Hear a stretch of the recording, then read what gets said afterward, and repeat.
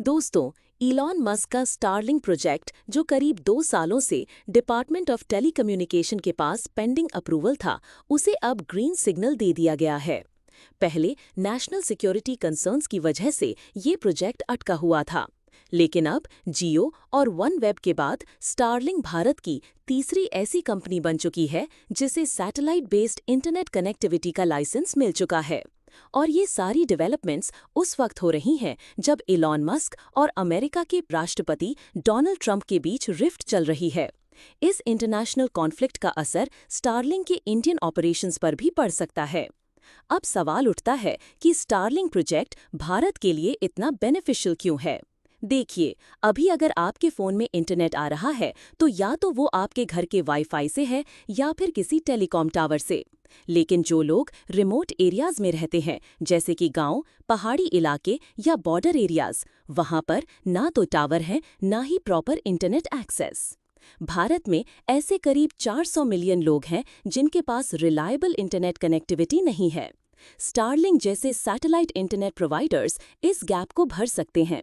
इनका मॉडल है कि हजारों सैटेलाइट्स धरती के चारों तरफ घूमती रहेंगी और डायरेक्ट सिग्नल भेजेंगी, जिससे बिना टावर के भी इंटरनेट हर कोने तक पहुंच सकेगा।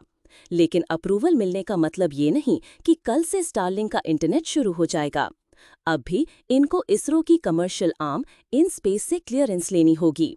फिर होगा स्पेक्ट्रम एलोकेशन और उसके बाद इंडिया में इनका इंफ्रास्ट्रक्चर डेवलप होगा।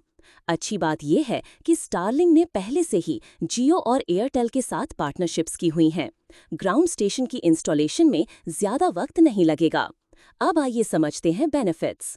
भारत के दूर दराज इलाकों में अब हाई स्पीड इंटरनेट पहुंचेगा। डिजिटल डिवाइड को कम किया जा सकेगा। डिजास्टर रिस्पांस में सैटेलाइट इंटरनेट बहुत काम आएगा, क्योंकि फ्लड या अर्थक्वेक में टावर गिर सकते हैं, सैटेलाइट नहीं। बॉर्डर एरियाज में तैनात सिक्योरिटी फोर्सेस को बेहतर कम्युनिकेशन मिलेगा। लेकिन कुछ बड़े कंसर्न्स भी हैं। इलॉन मस्क की कंपनी पूरी तरह न्यूट्रल नहीं है। यूक्रेन वॉर में स्टारलिंक ने एक पक्ष को सपोर्ट किया।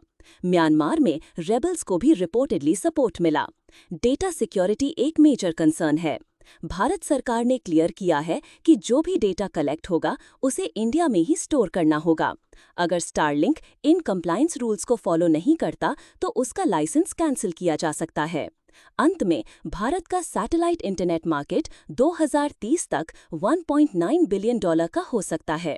स्टारलिंक का आना इस रेस को और कम्पेटिटिव बना सकता है, जिससे आम जनता को better service at lower cost मिल सकती है।